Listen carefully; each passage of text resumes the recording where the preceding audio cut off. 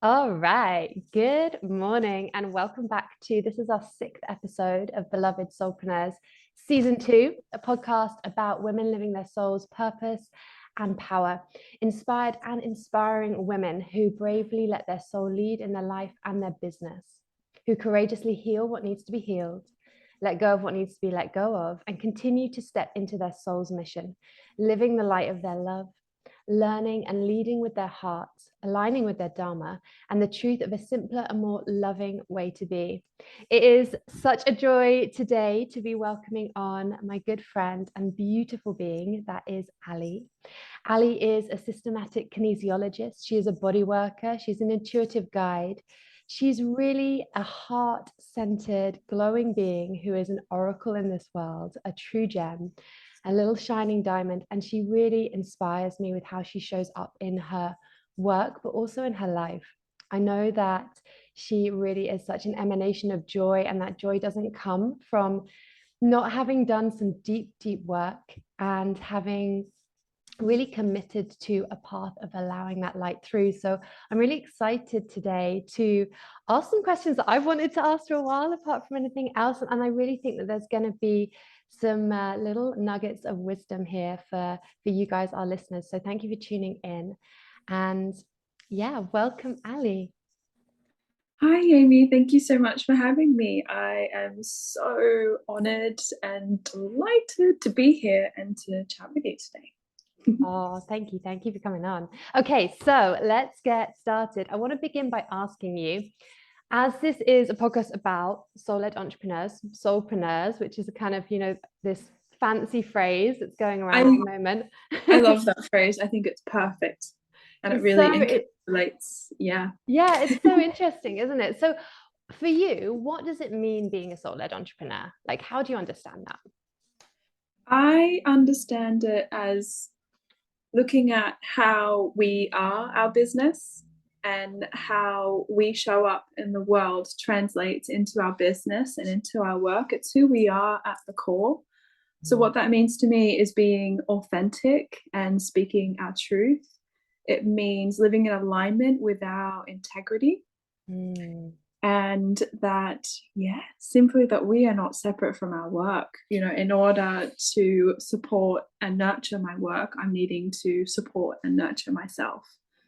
And really just having the time to be present with myself and to get into alignment in order to support my work. That's beautifully said. Thank you. I'm really like seeing it as you're saying it, as like really keeping this channel clear so that it's the soul that's coming through. I'm doing this work to tend to myself, to make sure that there's the two words you use there, integrity and alignment, to make sure that it's that authentic essence of me that's coming through in my work, rather than all the other bits of this wonderful machinery of being human, the mind and the rest of it. Yeah, I love that. Really helpful. So this piece of needing to tend to ourselves to enable that to happen, to allow for that, the maintenance to keep the soul from shining, to keep the soul able to be shining through. Yeah, very Absolutely. cool. And so this actually leads on really nicely to our next question. And this is something that I've contemplated, I think is the word. I've contemplated this on and off for the last couple of years. Do you see there being a difference between, I used to work in the space of kind of corporate sustainability, and so there was a lot of like B Corps and value-based organizations, and it was really threaded into the ethics and the fabric of the business. But is there, and do you see there being a difference between that, a heart-centered or a value-based business, and what we understand to be following your calling, your soul's mission, this spiritual mission, and that being your work in the world as an entrepreneur? Is there a difference? And if so, how do you sense or see that or feel that? Absolutely. So I've worked in the wellness industry where what you would assume would be an ethical place really wasn't. And I could really Mm, see how being in that environment it didn't create a safe place for the people that were coming in there with their vulnerability and needing work. And then, same also when I worked in spaces of being a tarot reader, I understood that, in order for me to get my connection, I really needed to come from the heart and that I was holding yeah. space for those people that were there. And then seeing how, even though there were some very gifted readers around me, that after that their ethics were, how can I say this really nicely, weren't in a place that we would hope that they would be for people showing up there needing support. And so for me, we really need to remain heart-centered when doing this kind of work, because that's how we hold people. You know, we have to hold people in love and have love for one another in order for them to feel safe. You know, back to that first question, you know, who we are as a person translates into our work. It creates our field, yes. And so we want people to feel safe and held in our presence. And so being having a heart-centered business, you know, for me is really important. I'm a heart-centered person. You know, our business and ourselves are not separate. And so having a heart-centered business is really important for me. And I see a huge difference, especially in the people that I go and receive work from as well. That's beautiful. Thank you.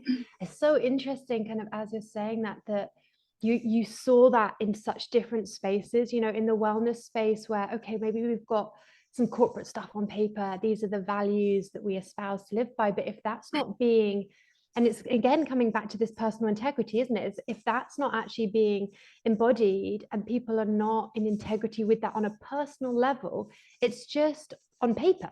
You know, it's just doesn't mean anything. I had a similar experience with when I used to work in a big brand. They had an amazing ethical framework in their business, but there was no personal integrity for each of the employees to align with it, because A, maybe it didn't come from them, and B, actually the benchmarks of success within that company were all misaligned with those values anyway. They were actually profit-based. And what's interesting is as I'm saying that, like what you said about this, even in spiritual businesses, even when it's people, you know, solo entrepreneurs giving readings, that lack of integrity can still come through, and actually what they're valuing can still be very different to what they're even presenting to value.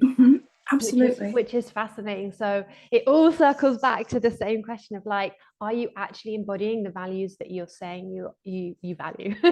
Yeah, Absolutely. And we can still be actively working on that. We don't have to be perfect, but as long as though we you know, hold that as a core value, and then have the awareness to ask ourselves, am I living in alignment to this? And then shifting ourselves back onto the right path, you know, even just holding that awareness, I think, is enough. I love that. Thank you. And this, like, inviting yourself to keep coming back to the heart as a way to do that. Yes, absolutely. Always to soften back into the heart. Yeah, beautiful. Thank you. Okay, so let's rewind for a minute back to the beginning, to little cute Aly. Oftentimes with the beautiful women that I invite onto this podcast and that follow a spiritual path, a paths of service, they haven't necessarily had the easiest of paths.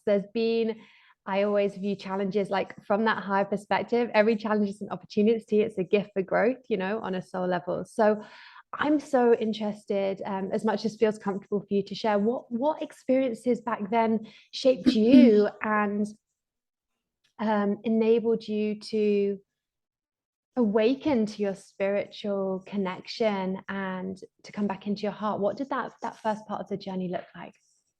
Absolutely. That's a really, really beautiful question. So it's my biggest belief that, of course, we're all spirits having a human experience. So even if we're not aware of it, I believe that innately every aspect of our life is spiritual, whether we're aware of it or not. Right. I love that. It's such a joke. I'm not that spiritual. You're like, yeah, you really are.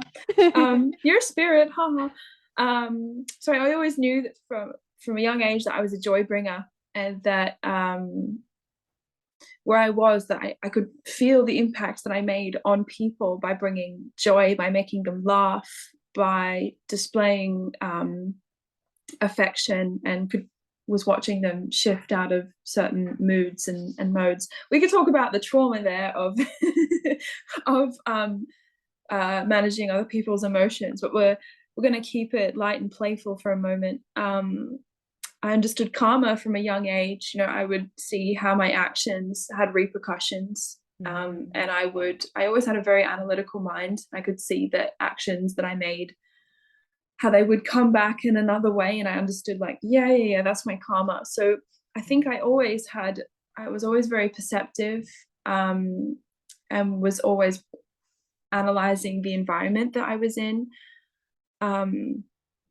Being in service was always very natural for me. And when I made my way into my first job, and I've had a lot of jobs. I think I counted them the other day. I had 29 jobs. Nice. Yeah, nice. I used to work in hospitality. You know how it is. You have like 4 or 5 jobs at once, and it's normal. Also 3-5, like why keep on a straight yeah, line? exactly. Yeah. I'm just going to keep trying different things until I find something that I like. Okay. Yeah. But the jobs that I always thrived in were jobs where I was recognized for having a talent for being able to listen to the staff, my co-workers, and figure out what their needs were, and then help them to get them met. So when I was recognized as having that talent, either put in a position of management or just simply was able to do my thing there, I always thrived. So I think that that's really interesting, because I was unknowingly applying my my gifts and talents. And yeah, when that was recognized, I always flourished, and the workplace always flourished. In terms of spiritual experiences, I think one of my most powerful initiations was the first time I tried LSD, about 19 years old, and I'd realized that everyone was using it as a party drug, and I didn't know anything about psychedelics really. I just thought, yeah, I'll try LSD. And I sat down in the corner of the room, and I was figuring out my relationship between my mum and I, and was understanding why at that point in time that it was struggling a little bit, and that we were mirroring each other, and that I had a lot of the same emotional like hardwiring as her. So I think that I always knew that I was a little bit weird, a little bit different. And then there were some key points, but I guess the point that I'm trying to make here is that I think that I always knew that my mind was different, and then I perceived things a little bit differently. I was always an expansive thinker, always wanted to also look at what was lying underneath something. You know, I knew that when someone was upset about something, I was like, that's quite shallow. I don't think you're upset about that. You know, I think that you're upset about this thing that's underneath it. And so I was always good at putting pieces together. And so I hope that that answers your question a little bit. Yeah, it does, and it's so beautiful. I'm really admiring the 19-year-old you, and how you're using LSD in a way that we're beginning to understand it has beneficial application, like, you know, to actually help us zoom out, see things with a different lens, Yeah, break things expanded apart. thinking. Yeah. So I just love that, like, yeah, younger Aly has already had that down. That's really, really cool. I really, really, really appreciate that. And also just this piece of being able to see through things, and that has been there from the beginning, and then expanding into, okay, wait, how this can benefit wherever I am and in whichever form, and how that's just naturally and organically grown is really beautiful to hear. So thank you for sharing that. Thank you for listening. So you've said that there's this piece of expanded thinking, that there's this natural kind of analytical ability to almost like break things down, break emotions down, the patterns in that you're seeing in people and their reactions. As things, as you grew, as this path of understanding the role that you had maybe deepened, what specific spiritual gifts came online for you, and how did you manage those?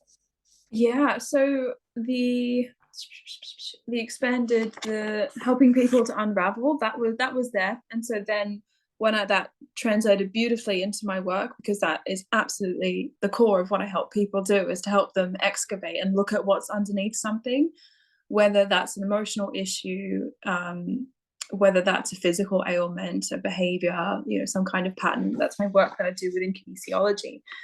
And then we've got the I mean, there's parts of my, and I know it's the same for everyone, you know, I think, of course, we've all been given these beautiful gifts, you know, that we've chosen to be hardwired with for this incarnation. So there's parts of my being that I don't even understand yet. And there's some stuff that's slightly online. I'm like, I don't even know what to do with you yet, or if I will ever do anything with you. But the things that is like in my daily toolkit, you know, is we've got this like helping people to unravel. We've got the you know, what I feel in my, I'm very sensitive to what's going on within someone else's bodies, to the point where I've been processing someone's stuff before meeting them, and I've actually been physically sick and vomited and had a lovely purge. I've had experiences of, you know, sciatic pain. I don't have sciatica, but had sciatic pain, and then, you know, the next person that's come in the door that didn't tell me that they suffered with sciatica in their papers, you know, they've come in and they're like, oh, I've got a sciatic flare, you know, so the physical stuff is very intense for me. And then that translates into the emotional as well, you know, what's going on for them emotionally. I'm also very hyper tuned to the stuff that's very quiet for them. And so I guess one of my biggest challenges has been figuring out, for me, like what might be lying very quietly underneath that someone might not be aware of. That for me is super loud, and it's like, that's all I can feel and I can see, but they might not be aware of it. They might not realize how much of an impact it has on them. So one of my biggest lessons has been learning, you know, when that comes into play and how to work with that, to work with what's lying underneath. Might not be something that they're ready to process yet as well. So yeah, my biggest journey so far has been learning what to do with that, if that makes sense. Yeah. Sometimes I see physical manifestations of energies that I'm working with in someone. I am not super attached to that because I am still just learning how to unravel that. And then we've got the sometimes, and again, like all of this really depends on the configuration that someone else has. I have this beautiful friend of mine, and whenever I see her, she just activates something within me. And suddenly I just want to start telling her about this past life that's holding her back right now. And, you know, we're really lucky that we've got this beautiful friendship where, for whatever reason, we have this some kind of agreement around that it's okay that I look into her stuff in that way. So in answer to your question, you know, I've got some things that I use in my toolkit on the daily, and then there's other things that get triggered by certain energies and by certain people, and I'm still like just a baby, like figuring that out. Beautiful. Thank you so much for sharing that. I love how you described it as being like what's quiet for some people gets turned up and is loud for you. I'd love for you to explain, can that be on any of the body levels? Like, can that be emotional, physical, mental? Like, or is there a Yes, specific level that it's on that yes. you are more attuned to? More emotional, but can Yeah. absolutely be physical. Sometimes people I work with are very detached from the pain that's going on, and only until I start to release some of that area are they realizing how sore that actually is, and they're just tuning out because, of course, a lot of people are living from here up. Yeah. And then energetic as well, doing some releasing there, and then them having releasing and then realizing like, oh, there was a build up there, and I'm just like, yeah, I could really feel it.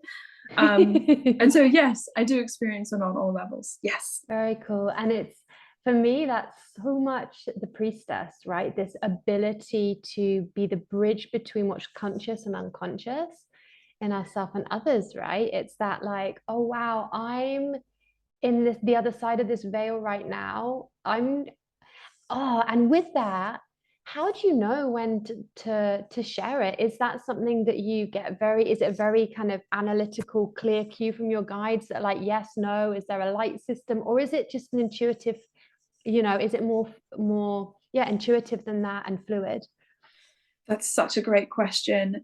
So I was a bit of a wanker a few times when I first By the way, you have all this stuff. I don't know if you know your whole unconscious, but I do. So yeah, that Yeah, kind of exactly. Like there was times there when I first I didn't know how to separate it, and I thought I was doing a big service by letting people know, and I definitely learned very quickly that okay, that's not okay.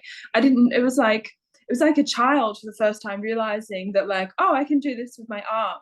I was just realizing like, oh, this is a part of what my gift is. Cool. I'm just gonna start. I can do this, and then I had to learn very quickly that it's not always okay to speak to that.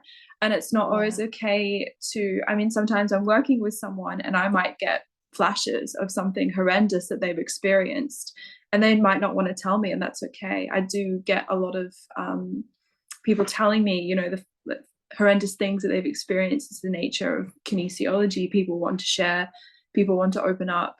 But not that I would ever tell anyone of what I saw, but I wasn't always very good at discerning at what to share and what not to share in terms of what I was feeling within their body and whatnot. So I've just learned very quickly what I feel is safe to share, and how I experience that is I often will have a very intense heart kind of warming. It comes as a physical sensation, and then naturally that just wants to come up and out my throat. It's so funny as you're saying that. I'm literally feeling like that's so interesting. I'm like feeling my heart and my throat. Yeah, it's beautiful. So yeah, it comes as a physical sensation in my heart, and I know that in that moment that this is right for them to hear, and it's often a very intimate moment, and it's one that usually kind of seals the deal in the session. So I really trust that sensation that I get in my heart that wants to come up and come out my throat. But before, I think I was just so excited, like, oh, cool, I've unlocked this little gifty. Okay, I'm just gonna, I was so excited, I think. And it was very egoic that it was just so exciting for me. I was very childish, and then, but we learn as we go along. Yeah, and also like there's such a beautiful innocence in that though, because the way that I don't know why, but this is the analogy that's like come into my mind around it, is like if you can turn the lights on for someone and they're saying it's hard in the dark, like you want to do that. You're like, hey, I just want to do this. And then, like this is something definitely I've been learning, I'm still learning, of like when it's truly the most compassionate thing to share stuff.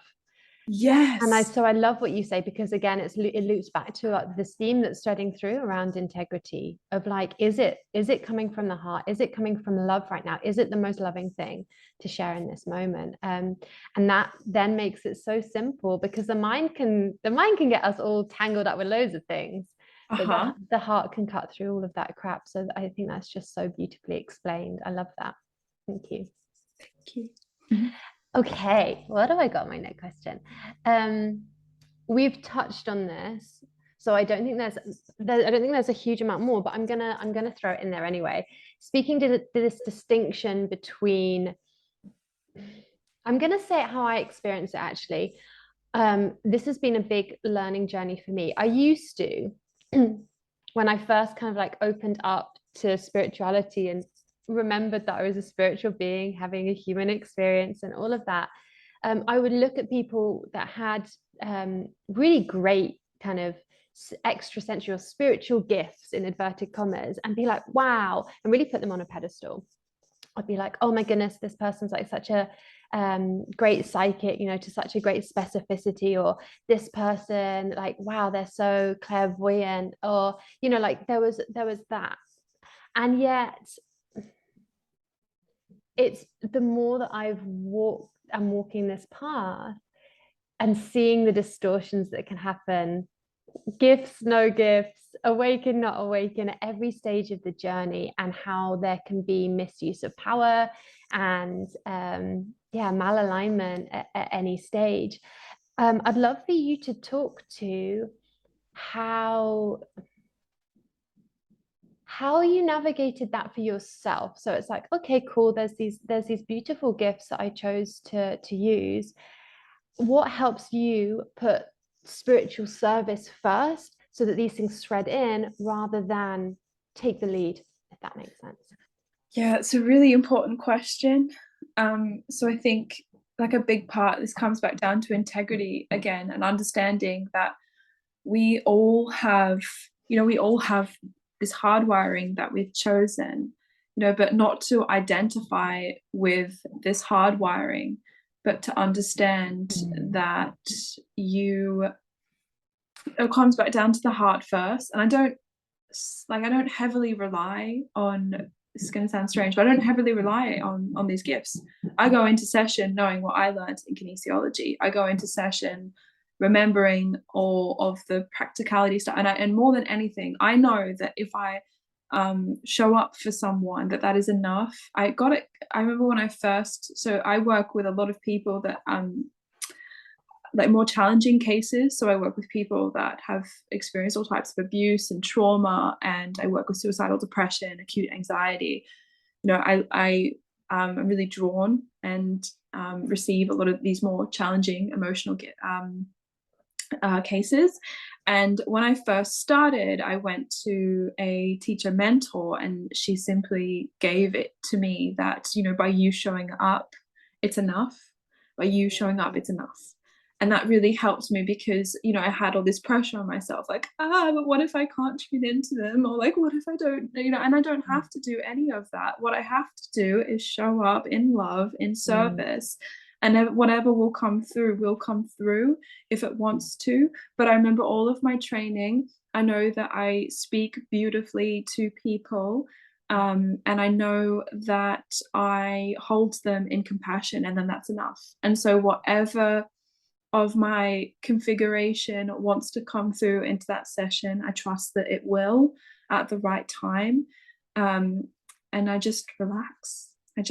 So I think that in answer to your question, it's just about showing up in love, and I guess not over identifying with these extra sensory things that I have going on, and just showing up in love and service. And I know that that's what my real gift is. The real gift is that I'm able to come to my heart, and anyone can learn how to do that. Right. And this is the truth for all of us to be, and that's the anchor, like, is love Yes. leading, and then everything else can come through that channel, and everything that's not that then isn't available, cannot. That's the filter as well. Like, there's no greater force in the whole universe. Can I ask, on top of that, you explained it really, really beautifully. Do you find that you can remain in that same kind of detached, relaxed state with when you do tarot readings, which are less systematic and more, reliant on those intuitive gifts? Yeah, absolutely. Well, I guess so. Part of that, so again, this is all my Capricorn energy coming through, is that I know my cards really well, and I know my relationship with each card. So I fall back onto that.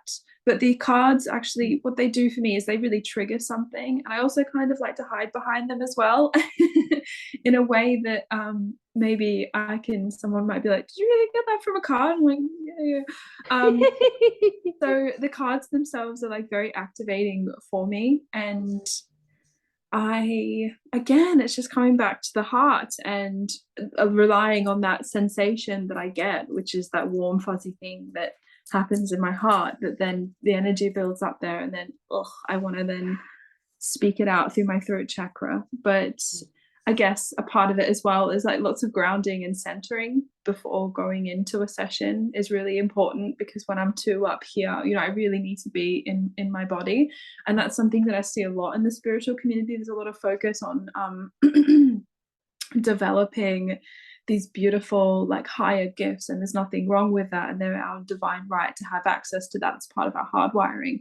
But really, really coming back to the body, I think, is where a lot of magic happens, when we're grounded, when we're centered, when we're present within the body.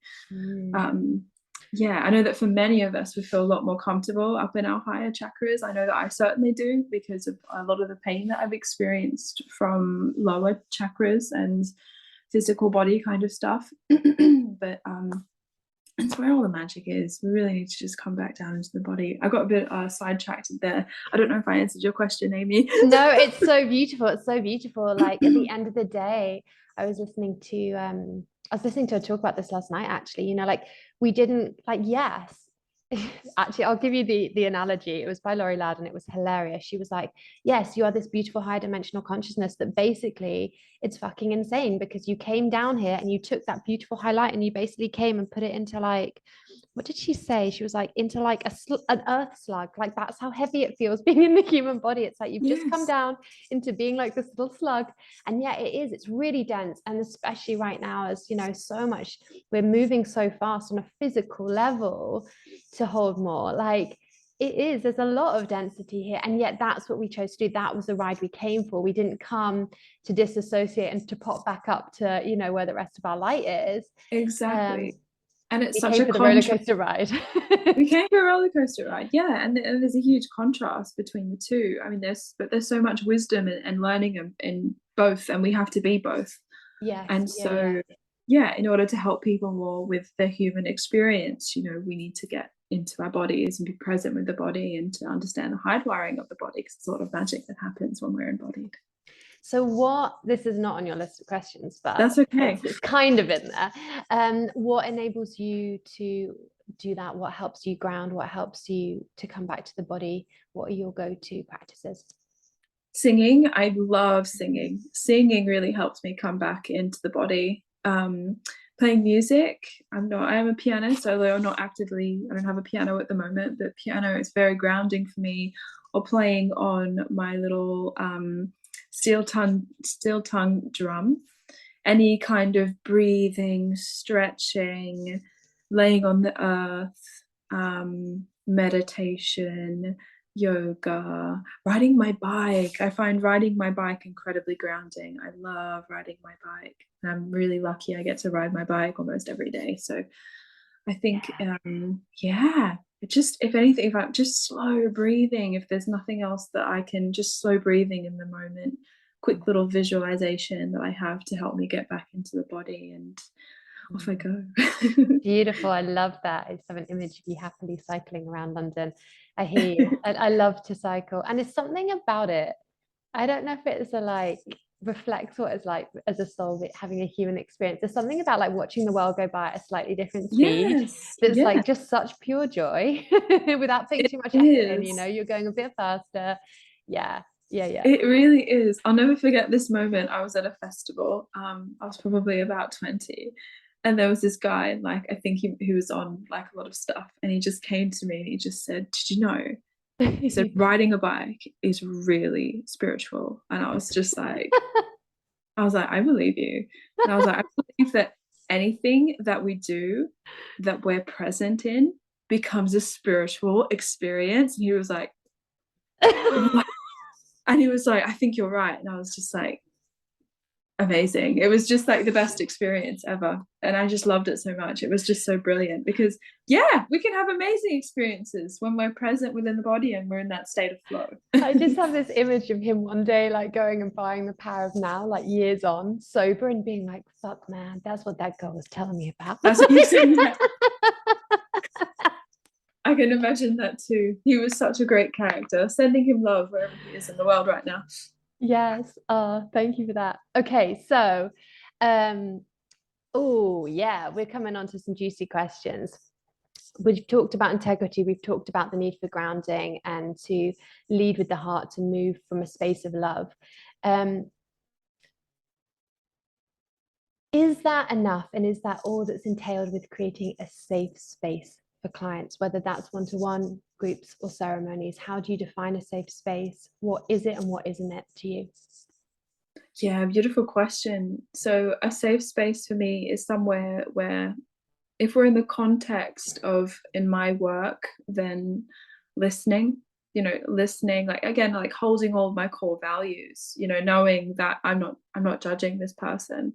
I think that that's something that my clients really appreciate, is that I've heard horrendous stories, everything that you could possibly imagine, but I don't waver, because I understand that all of this stuff that we're talking about is a part of the human experience, and that people have experienced a lot of pain and trauma, and stuff like sexual abuse is a lot more common than what we think it is.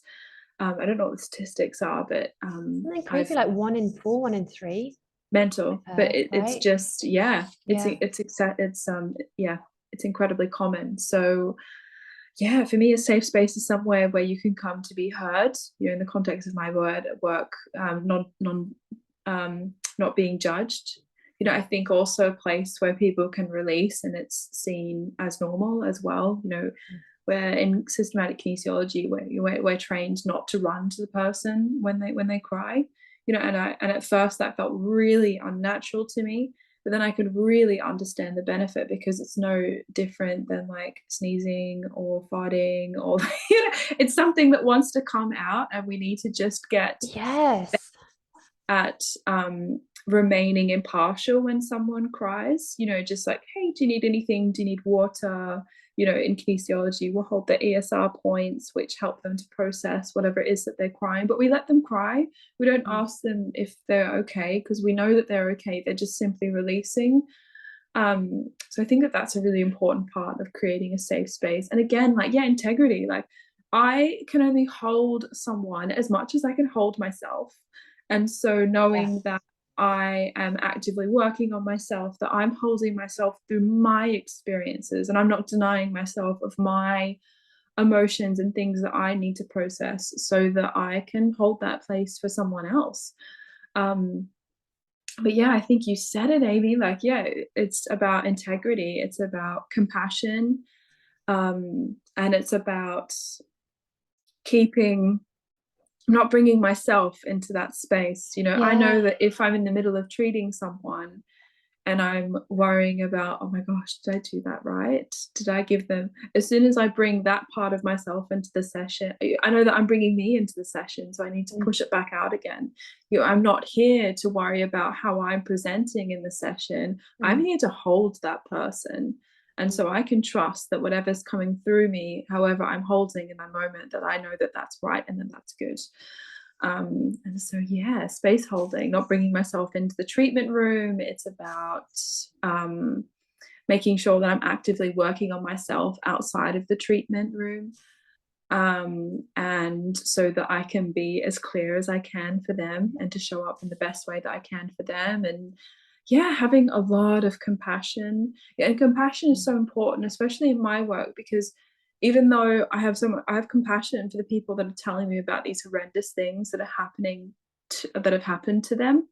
I also have compassion for the people that have hurt them as well, Yes. Yeah. because I certainly don't want to be harboring an energy of resentment or anger towards someone. That's not going to be good for me either. And so that compassion extends to people that have hurt them as well, because hurt people, and Right. Yeah. yeah, we need to start looking at things like this, having compassion for all parties involved and not just the victim. Yeah, I love that. Thank you for speaking to that. I think that's such an important piece.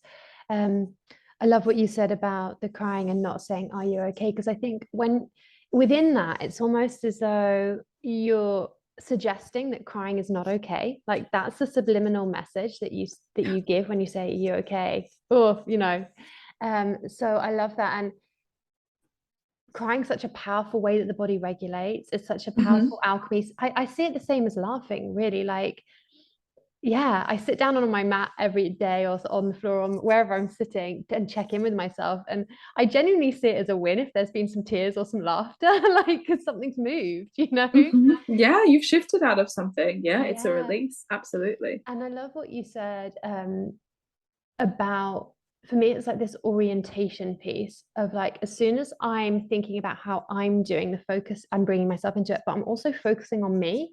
Like, am I doing this well enough? Is this good? Rather than this compassionate focus on the other. And I think it's so simple, and yet so often we can fall prey to this, or it can be overlooked. And it can be about the self, and it can go into that ego and the mind. And yeah, I really love that, just the way that you frame that, of being like, that's the tag. Like, am I assessing me in this? Is the focus towards self or towards other? Because it literally is that simple.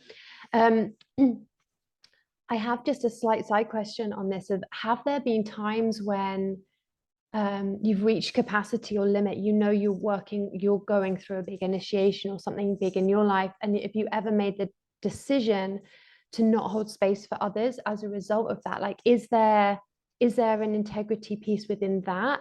I say that with the nuance of, I know that's not a static thing, like we're changing every day, but are there signs for you in that way you're like, actually, you know what, right now I'm gonna step back, I need to focus on tending to my own process first?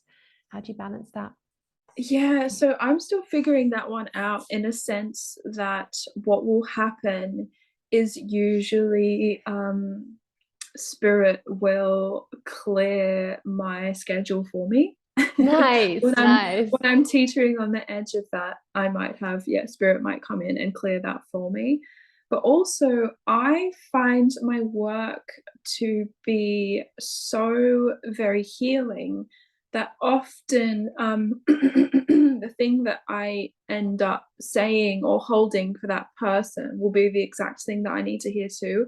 And that's another piece of this, is that, you know, we're just treating ourselves over and over and over again on the table. Like, you know, I'm very aware that, again, without, not in the thing that I'm thinking, oh, this is me, you know, afterwards, after the session, I then look at my notes that I've made and start to process what this session meant for me in terms of yeah, what that client is reflecting and mirroring to me. So I do find my sessions to be really healing for me too, and that I'll walk away and then, you know, I feel that they fill my cup up. Yeah. So I actually feel as if though my work, I guess because it's so personal to me, and it's so, you know, I haven't learned how to do a lot of these things that I do from other people. They're just like from connecting with myself, and it's, yeah, it's very like special to my heart. And so I find that a lot of my work is very, very nourishing. But how I manage that is that usually spirit will manage it for me.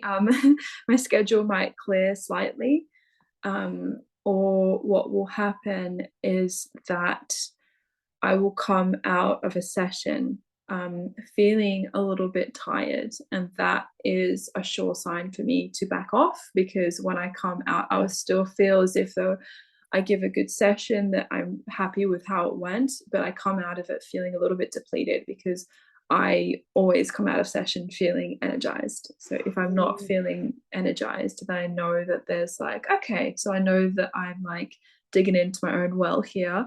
I'm going to bring my self-care back in. I'm going to make sure that I energetically recover. Oh, I love that. Such a powerful piece of integrity is operating from this place of overflow, and when there's some depletion, there's a recognition of like, oh wow, okay, this is an opportunity, I get to give myself more right now. So Exactly. beautiful. Yeah. It's another really simple way of understanding it. And yeah, 100% what you're saying about the mirroring that goes on with clients, and it's almost like a law of attraction piece, right? Like if you've got a resonance in your field of something that you've healed, or you know, that's being worked through, and then you see it in your clients, and those benefits being the mutually beneficial piece as well, like this when it's in overflow benefits all parties involved. Yeah. Absolutely. And I think that for many of us, this is like a place that we can go to get support. I think that, like, to this day, like, universe, spirit, God, goddess, divine intelligence has been my biggest support, because there's a lot of things that I don't know how to word or to express to people, but I know that I can, like, be seen and heard and felt um, by spirit. And so for a lot of my life, you know, how I've actually received support was through by supporting others, and then realizing like, oh, that thing that I like may have helped you figure out actually applies to me too. And so that's been one of my like biggest learnings, is like learning through, yeah, like receiving receiving support in that way. And so I think that that really ties into this as well. It's just like, yeah, like to almost space holding, you know, understanding that everyone that you meet is a mirror of you, and that Yeah. there's something to learn there. And there's something, yeah, that we're really not all different. We all have the same stuff. it might be dressed up in different outfits, but when you strip it all back, we're all feeling unworthy and potentially unloved, and we're all feeling like we're not good enough, that we're not deserving of something. We're all, have that same kind of like a similar core wounding.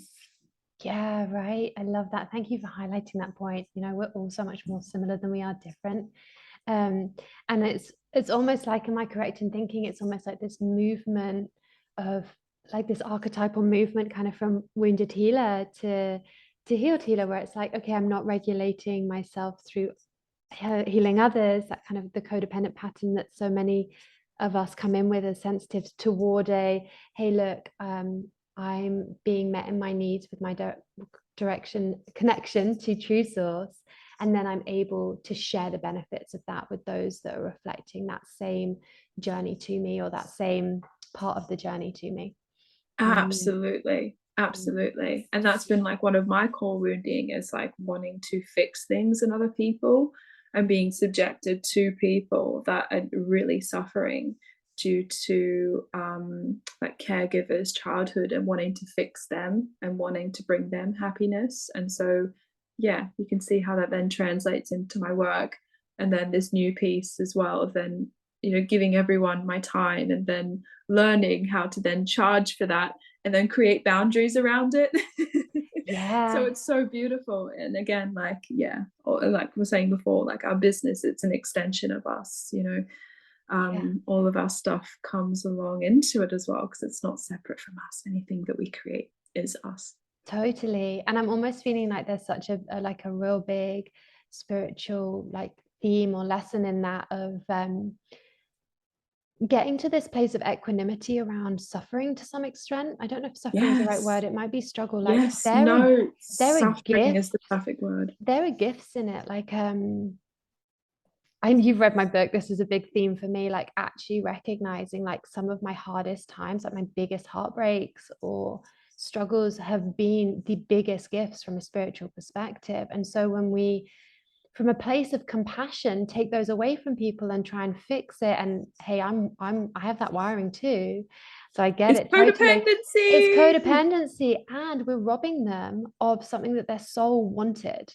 Their Yeah. soul was like, I want to climb up that mountain, don't give me like a free pass to go around it, like. Absolutely. And that is, yeah, it's such a big learner. Yeah, it's powerful. I mean, I had it explained to me not so long ago. It was like giving and receiving. So that like if we struggle to receive, and we say to someone like, oh no, we don't really want that thing, that we're robbing them of that opportunity for them to give. Like giving feels good for many of us. And so if you think about, like, it's easy for me to give, it's hard for me to receive. Well, if you're blocking someone from giving to you, then you're robbing them. It's exactly as you explained. We need to stop taking responsibility for other beings outside of ourselves. And we know that when we do that anyway, it's just because you want to make someone help to ease their suffering, because you want to stop to ease you want to ease your own suffering. Yeah, as opposed to below. And you never learn, or you were never shown how to do that, so it was like there's like this, the distortion of like, I feel better when you feel better, and especially with the sensitivity piece, because you can feel how they feel in their body, so to some level you do feel better when they feel better, and it all gets enmeshed, and then we learn how to heal it, and it's a whole journey that I've absolutely been journeying with the last couple of years, as you know. So I just want to check what this next question is. What was some of this? Okay. What's some of your biggest challenges, or whether this is in past or present, with working with clients? The subtle things. So we've touched on one really big one, which is the codependency, the wounded healer archetype, and moving out of that. What other programs or patterns have you excavated and said, nah, see you later, I love you, you're not needed anymore? Yeah, just that piece around overgiving. Like, for me, I can't believe that people put their trust in me, and that I get to hear and bear witness to their transformation. Like, for me, there's still like a part of me that's like, what? I get to do that? Like, oh my gosh. Like, and so because there is such vulnerability that I experience with people, it's quite a powerful connection.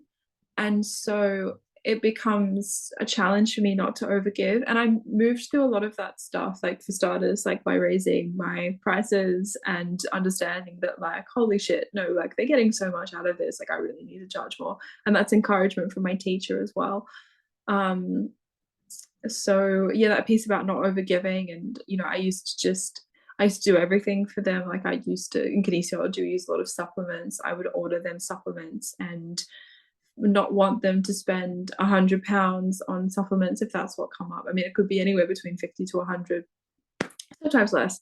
And I would use my discount and be like, no, I want you to get better quicker, so that and I used to just get too over involved. And so I've just learned to like let that all go, and to have like a nice little button on my website that people can click on and buy their supplements through me and sign up themselves without my practitioner discount, because really that's just meant for me. And just learning to just let them like go off and to do their own thing, and also to let go of any expectation around them coming back. One of my colleagues and I had this beautiful sneaky one. Yes. Is a sneaky one. Yeah. Yes. So I've had experiences where I've had like a really powerful session with someone and then them not coming back. And then because in kinesiology we work with it's kind of hardwired into us that we're successful when they come back, but I actually don't believe that.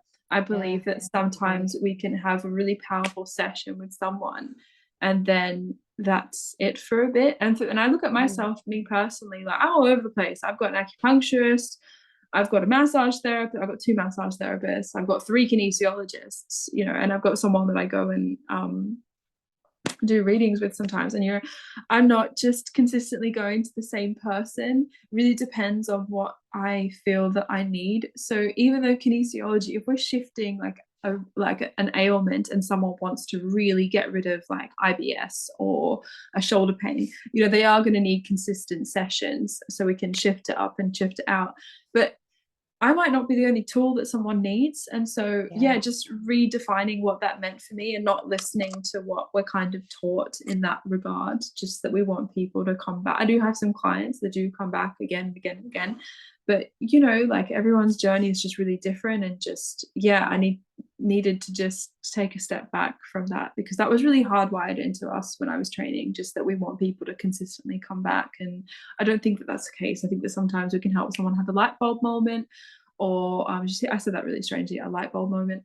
And then that's it. That's all you need it for, baby. You can relax. Yeah. I hear also like sometimes you need like time to integrate. Like you might doing your beautiful priestessy thing of like you've given them a real like big chunk, that they then really need to go away and work with for some time before they're ready for the next layer. Like I don't 100%.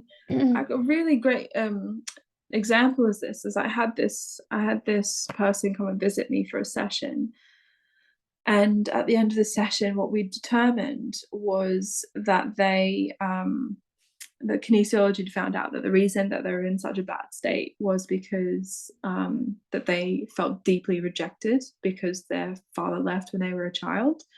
And they were kind of like, like, I'm not sure if that's the core reason. And I'm like, okay, like that's absolutely okay. And then they really appreciated the session. And then that was it. I didn't hear from them ever again until a year later, after a year of some kind of talking therapy, they came back and they said, can you believe I've just had a year of therapy? And what they told me was that the reason that I'm really struggling right now with depression is because I feel deeply rejected because my father left when I was a child. Yes. So what we'd uncovered in one session took a year of talking therapy to unravel that for that person. And then needless to say, they came back and we got them feeling amazing about life, and they booked in for another like 5-6 sessions, and we really transformed how they were feeling and really dealt with some core wounding, and now they've got a completely different life. So it was such an honor to be a part of that, and it doesn't always happen like that, but it was really cool to see that, like, there was a moment there where I felt like, oh, that I don't know how that went, I'm okay with that, I've let that go. And then to have them come back after all that work and then let me know that I love that. It makes me think of just trusting in the divine timing in a way.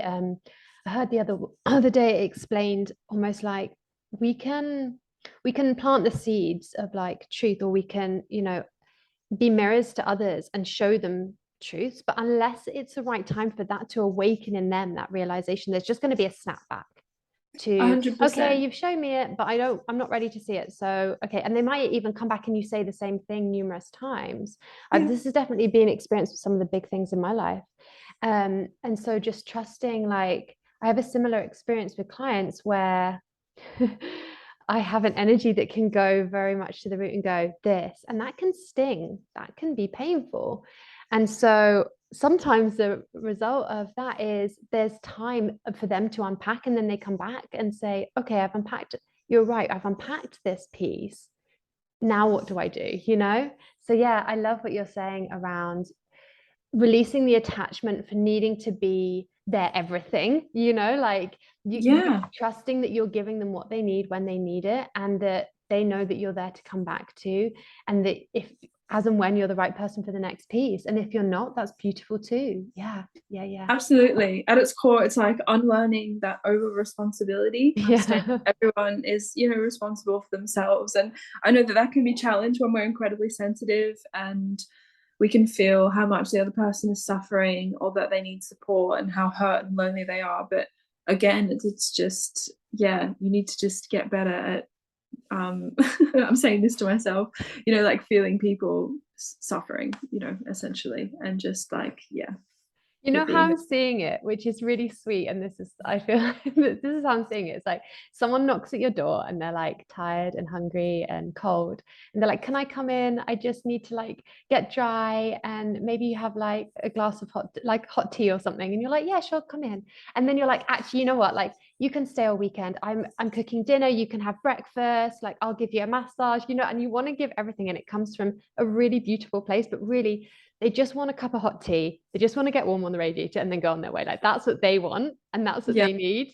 yeah, and you want to give everything. And sometimes it's not, yeah, like it comes from such a beautiful place. So I love, yeah, I love that recognition that, hey, they know what they need.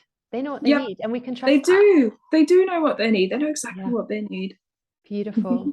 Okay, this leads on to my next question, which is, what offers you the greatest support? And you've touched on this a little bit. You've got the people that support you in your life, the massage therapist, the kinesiologist. What else is part of your support system that really, yeah, fills up your cup, and helps you move through your processes? Absolutely. So my cat has been just like a pillar that my life rests upon. And then the other pillar would be reishi. Reishi mushroom and yeah, functional mushrooms has been such a huge support for me. Um, what else? Yeah, my actual support system. So I've got a lovely group of humans that includes yourself that I can go to and talk to anything about. And I've created such a powerful sisterhood that I feel so blessed that I must have done something really cool in a past life to like be able to have that kind of support. So I am incredibly supported. I'm supported by people that have similar same works that I do and that we're able to come together as a community and talk about our experiences. I've got a wonderful partner that's also been really supportive on my journey and has supported me whilst I was studying financially because he really believed in the work that I did. I've got really supportive parents that, although don't understand what I do in any way, but they are like continually cheering me on from the sidelines. Like I am really lucky. Like I am really supported. Yeah, so I think like it's a combination of people, like kind of routines that I keep myself in as well. Like I don't have an excuse. Like if I don't get up and drink like a liter of water to start my day with some lemon juice, like I don't feel good. So Yeah. there's like certain things that I've had to learn about how my physical body wants to be looked after. And I'm at a point where I literally don't have a choice now. Like Yeah. I don't feel good if I don't do them. So yeah. Yeah, I hear you, sister. It changes, and sometimes you're like, oh, I'm sure it'll be fine if I just. And you're like, no, it's not. It's not fine. I'm not. 100%. No, Yeah, it's not fine. Yeah, gosh, Yeah. I was out and about the other day, and I was traveling to Glastonbury, and I only had like half a liter of water, so I had half a liter of water on the bus on the way to Glastonbury, and I didn't have breakfast. And I usually like to start the day with like some fruit. I feel better when I have like, 'cause it's so full of water and it's food for the brain. Like I feel really good when I eat fruit as soon as I wake up. And yeah, I was just like, well, maybe we could skip the fruit and just go straight to like a decaf oat latte. And so I did, and the rest of the day I just felt like, obviously this is just the way that my body is. No, Everyone should follow their body, I'm very you know, similar. Like, and but it's like sometimes annoying. I know, I'm like, I'm gonna be in the moment, and then I'm like, my body's like, no, don't do this to me. Yeah. So There's been a few things recently because I've just come back to the UK that like little vegan treats that I can't get in Turkey that I've really missed. So I'm like, oh, go on, you haven't had them for so long. And then I'll wake up next morning, I'm like, that your body does not want this anymore. Like, okay, so you've had the treat now, but you can't go back to this. And there's certain oils and things, yeah, things that just have rubbish in. My body's just like, are you kidding? Like, this is not, we're not for this we anymore. can't do this. Yeah, yeah. Who are you kidding? Yeah. Um, for those that don't know, can you explain a teeny little bit about reishi? How do you say it? Reishi or reishi? Oh, so here's the thing. I'm constantly stuck between my Aussie accent and then also being sort of understood over here. So I've got like a bit of a weird hybrid accent. So I don't really know. I would say reishi is what we call, like, Okay. that's what I think you would call it here. I think you pronounce I it reishi. genuinely don't know how to pronounce Oh, it, by the way. amazing. This Yeah. wasn't a question on your accent. This was literally me being like, No, I actually no. don't know how to pronounce it because I've never said No, it. I always write it. I Yeah. totally hear you. Yeah. So in the UK, you'd say reishi. In Australia, it would be rishi. Um, so yeah, it is reishi. So reishi is this gorgeous mushroom that's been around for centuries and was really respected in imperial China. It was reserved for the emperor because of its like incredible properties. So reishi, the way I describe it to people is it just picks you up off the ground. So if you're really depleted, if you are stressed, if your nervous system is really sensitive, it's a huge support. It's wonderful for the adrenals. Yeah, I can't see anyone not benefiting from it in this in this day and age. But particularly for anxiety, if you're so, I don't have anxiety, but my nervous system is incredibly sensitive. Of course, I still feel anxiety sometimes. I don't want to sound like I'm not a particularly anxious person. I know my brain's hardwired to be like, it's fine. But I do get like physical anxiety where my body might, I'm very sensitive to things, and if I've had caffeine or whatever, my body's really sensitive to it. But reishi just calms everything down, so it's incredible for sleeping ailments, and you sleep like a baby when you have reishi, even if you think that you sleep well. And it's just wonderful for the adrenals, which almost everyone is going to be struggling with their adrenals at some point in this day and age. So it's just a wonderful support if you're depleted, if you've been giving a lot, if you have a sensitive nervous system, if you struggle with sleep, or if you have anxiety or stress. It's amazing. Oh, I love that. And what reishi product do you use? Do you have it as a powder? Do you have it as like a coffee alternative? Yeah, how do you have your reishi? It's quite bitter. It's quite bitter. So what I will do with it is I'll put it in my coffee alternative. So I like it in a powder, and I'll have like a teaspoon, but that might be too much for people. You might want to try half a teaspoon because it's very bitter. And I have it with maple syrup and gluten-free oat milk with my chicory root powder or dandelion root powder. And I'll have that usually in the mornings, and that's a really nice way to just Okay, you're getting me really excited about what drink I'm having after this call, because I know there's some reishi powder in the cupboard, and I got some chicory the other day, so that's lovely.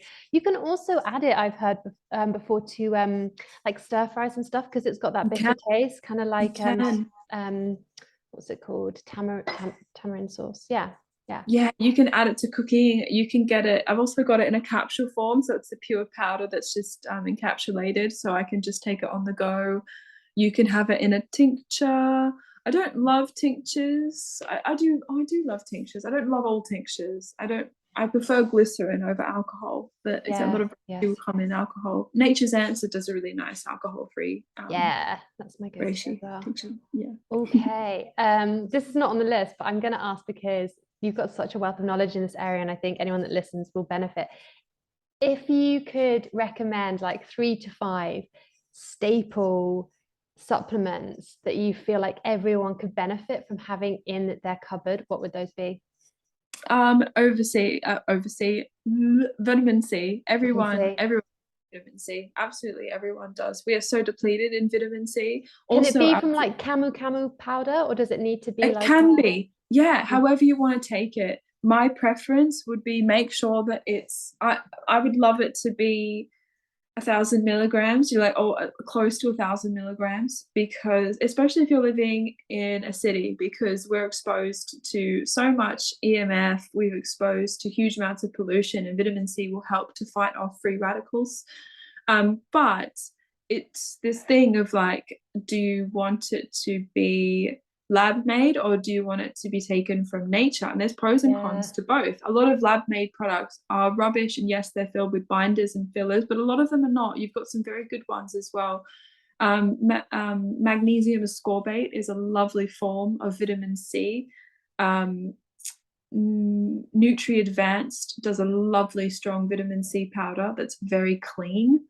But yeah, I would just make sure that there's no magnesium stearate in it, any kind of icky binders or fillers. But vitamin C, yeah, it's lovely when it's coming from camu or acerola powder, or yeah, something like that. You can get it in many different forms, but get vitamin C into you. I think that's one of the most important things. I don't have any client that doesn't test out for vitamin C. Vitamin C comes up for everyone.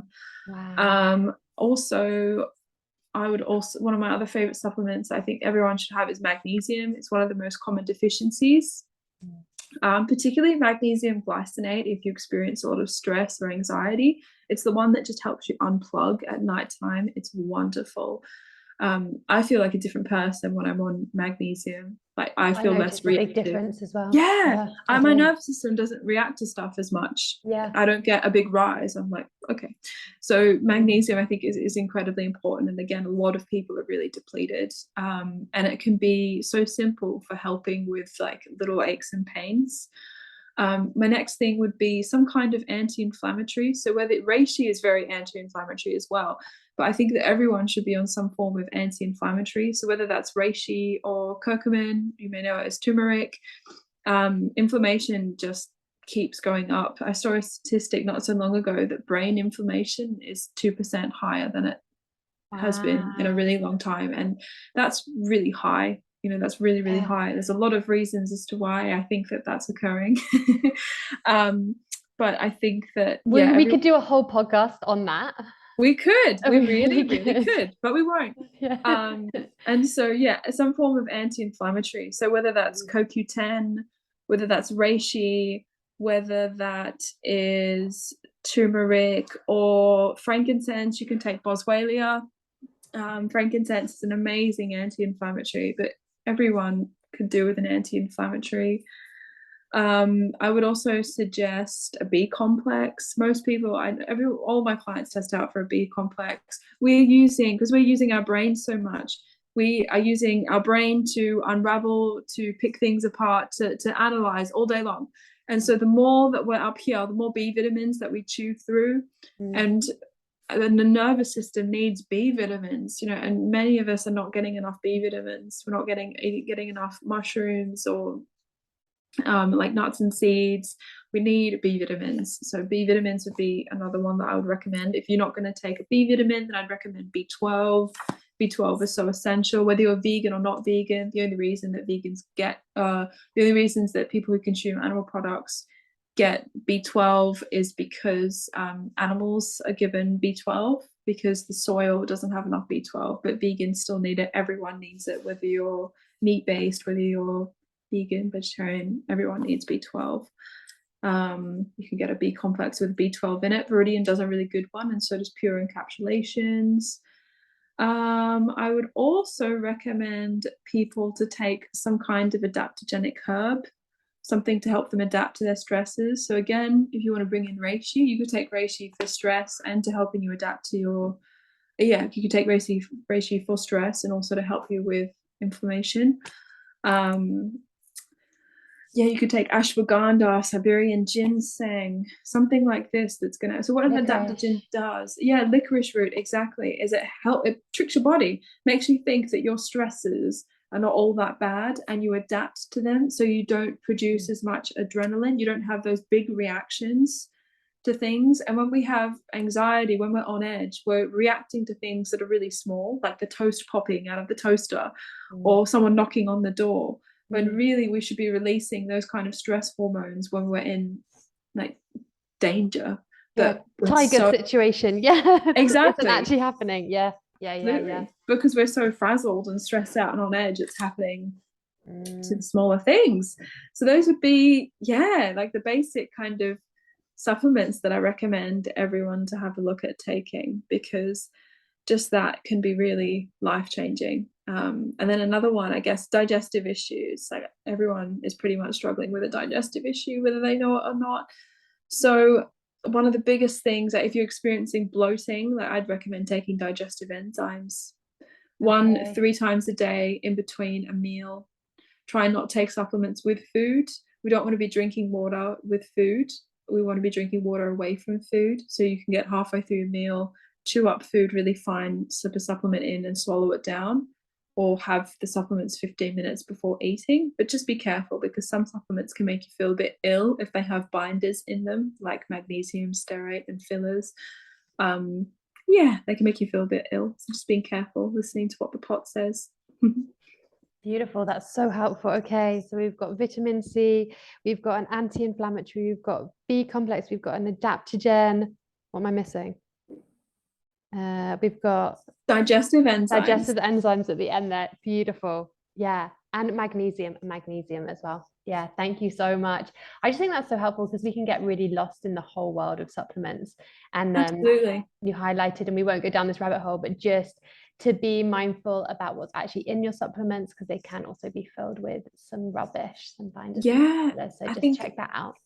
100%. My prayer for the human race is like, if people are going to take fish oils, to take good fish oils, because there is so much mercury in fish, and just fish oils it's like they're so cheap, like you can't get £6 ones from Tesco. Like if there's any supplement that you're going to invest in, if you feel that you need fish oils, like please get good fish oils, one that have been tested for heavy metals, and ones that are proven that they don't oxidize quickly. They can be really rancid and make you really unwell. So heartbreaking. You think you're, doing something good for the body, ticking that, like the omegas, and actually you're bringing heavy metals into the body, which are causing 10 million times more problems. Thank you for highlighting that. Okay, this is a total pivot, and we haven't got a huge amount of time left, but I'm really glad that you shared that information for everyone listening. So we're going to go back onto the theme of entrepreneurship and solid entrepreneurship quickly, and we've gone a bit into stuff that you have healed, and how you know you're in alignment, how you know you're in integrity. So from that place where you're serving, you're doing good work, there's a level of detachment, there's a level of alignment and integrity you've anchored in. How do you know when it's time to expand? I know we've touched on a piece of this, which is an up level that can happen in prices with what you're offering when there's a level of experience. But how do you know when you're ready to expand? And how personally do you overcome any of the hurdles of being seen, playing a bigger game, not playing small? Wow, really great question. So I think you feel it. For me, it's like a physical sensation. I suddenly realize that the work that I'm doing, I'm already bringing in other aspects that are more expanded anyway. And then realizing that, I'm onto something here. So I want to then incorporate that and bring that into my work. And I'm actually going through that, funnily enough, right now, where I've just started training as a death doula, and I'm realizing how much work that I want to do with grief and transition. And so naturally, of course, I think that, like anything in life, you're watching for the cues. Life is continuously interacting connecting with you. So I'm attracting clients that are needing this work now.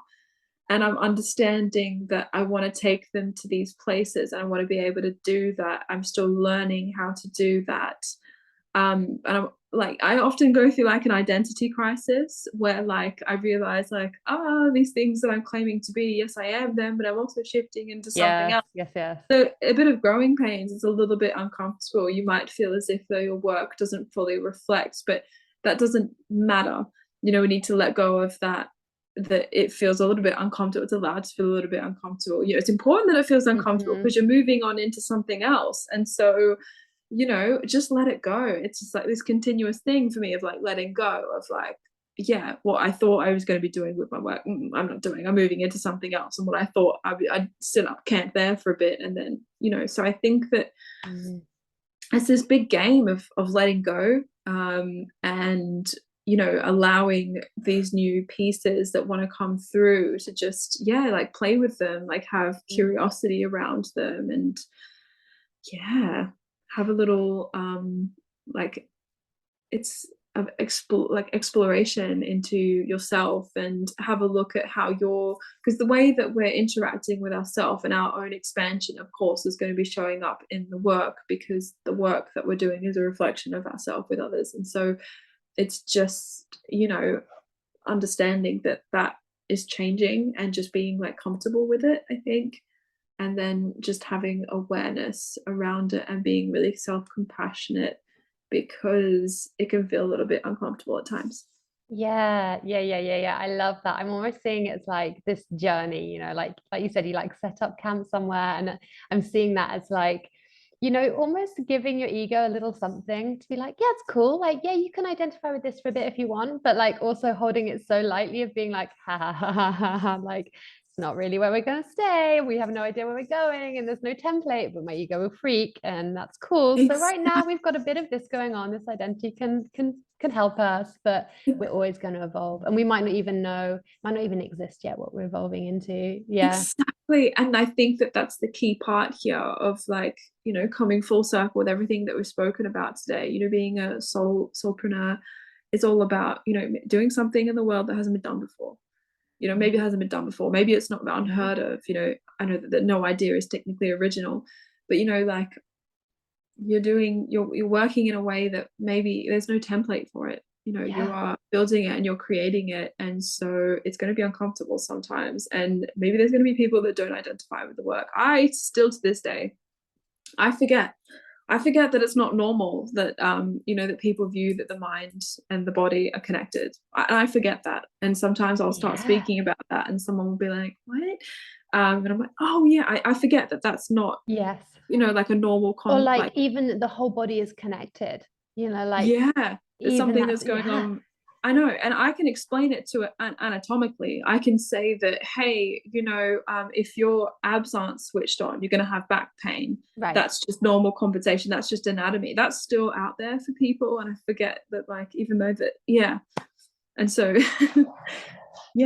And sometimes, do you find sometimes it's a dance as well? Like I've had the experience of like, as I've evolved in some of my offerings at times, where it's like I have some clients where I'm serving them in like, a different iteration of where I was, and then it's expanded in this way, and I'm meeting new clients in that space. Do you find that it's a dance? It is. Absolutely, it's a dance.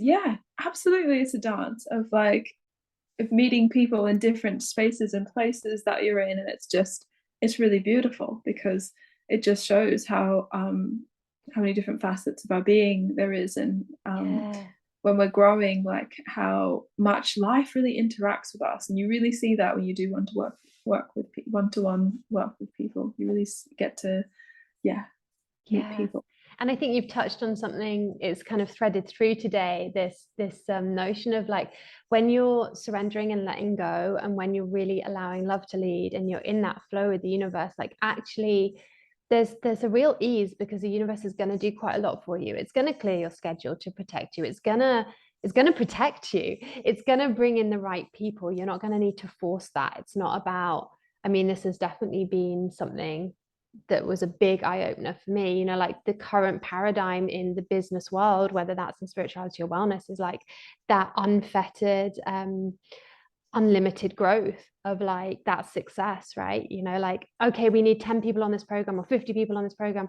Well, that's not necessarily what is of highest service or intelligence or aligned, or what the universe has in plan with its perfect design. You know, you might be meant to be working with one person for the next year really deeply, or might be meant to be working with 1,000 over the next month.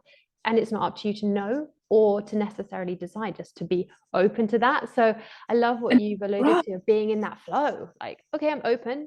I don't know. I don't need to know, but I'm gonna follow my heart and trust I'm being guided. Absolutely. Yeah.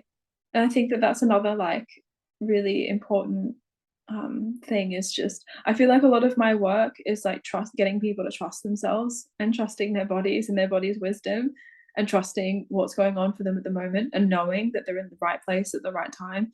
And of course that's, you know, another key thing of like running a business. It's just, yeah, it's just trusting that everything is how it's meant to be, and that relaxing into that. Yeah, and giving ourselves so much compassion, because that's not how the egoic mind is set up to operate. And it's like this No, reorientation that does have growing pains, you know, like we've put the mind and the egoic mind structure in charge, and as we shift to be heart-led, like there's a bit of a power battle that goes on until the mind does begin to surrender and the heart naturally leads. And there's still times, right, where it's like that feels really absolutely. scary. Yeah, thank you. So my final question for you, and I know we've run over a little bit, which is just super quick, Yeah, if that's okay. of course.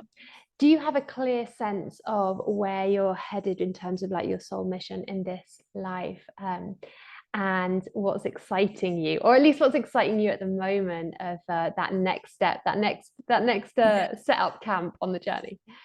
Beautiful question. So, you know, it changes all the time. I discover parts about myself that I didn't think um, wanted to come forth, and then they do. And then, you know, recently I just started like teaching workshops. I've just taught a workshop on with a dear friend about how to hold space and working with clients emotionally in the context of kinesiology. I'm running a 6-week course on learning to listen to your body and make embodied choices around food.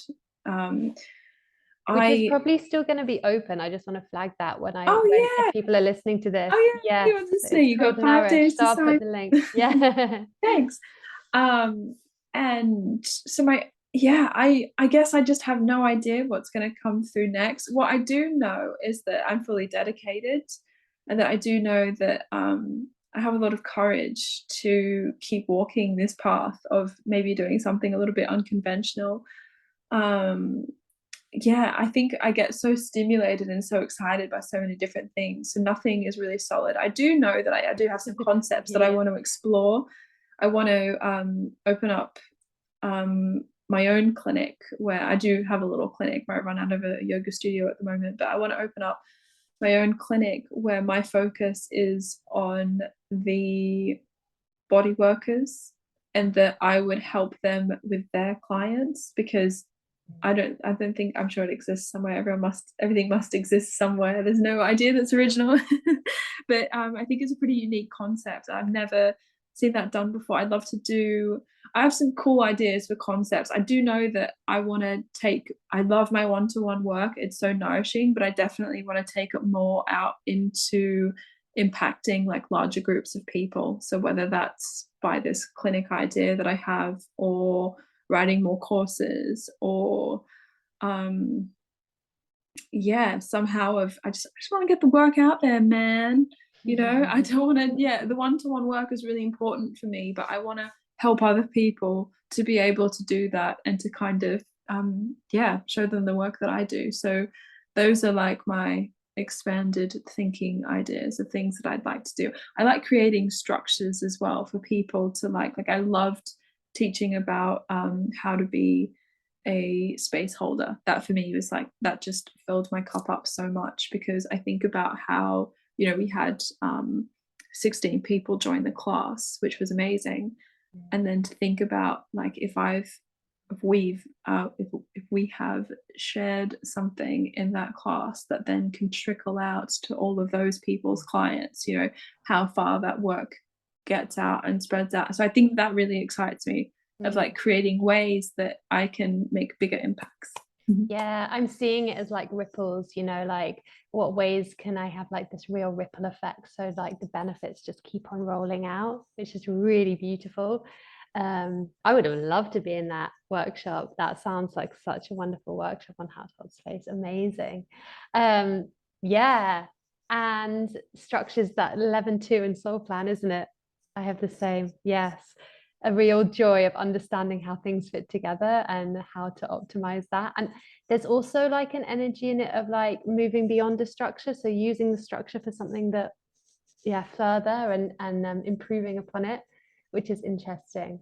Oh, beautiful things coming, beautiful things, beautiful things. Ali, thank you so much for your time today, for sharing your heart and your energy and your words of wisdom and pieces of your journey.